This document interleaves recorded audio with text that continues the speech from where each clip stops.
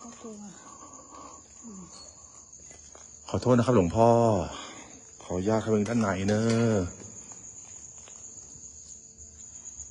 ไม่มีอะไรไม่มีอะไรไปแค่รูปปั้นพระเท่านั้นเองอย่าหลอกตัวเองกลัวบ้าว้ายไอ้เหี้ยเฮ้ยตุ๊กแกไอ้สัตว์เฮ้ยตัวเบลอเลยไอ้เหี้ยเฮ้ยตัวเบลอเลยเฮ้ยตุ๊กแกมีเนี่ยเฮ้ยตุ๊กแกตัวเบลอเลยเหี้ยเฮ้ยสัตว์เป็นจุ่มหน้ากูเลยเกิดไปแล้วสัตว์กูเกิดไปแล้วมันนี่กูเกิดแล้วกินดึงเสื้อทำไมโถเฮ้ย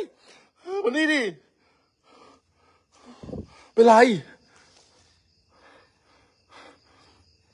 ไม่เห็นเหรอตุ๊กแกเมื่อกี้เห็นไหมไม่เห็นไหมไม่เห็นไหมตรงหน้าเขาเลยเห็นเปล่าไม่อยู่ตรงนั้นน่ะเห็นค่ะเห็นว่าวิ่งเลยโอ้เมียถือเด็ดแป๊บนึงแล้วแม่งดึงกูแป๊บนึงนะ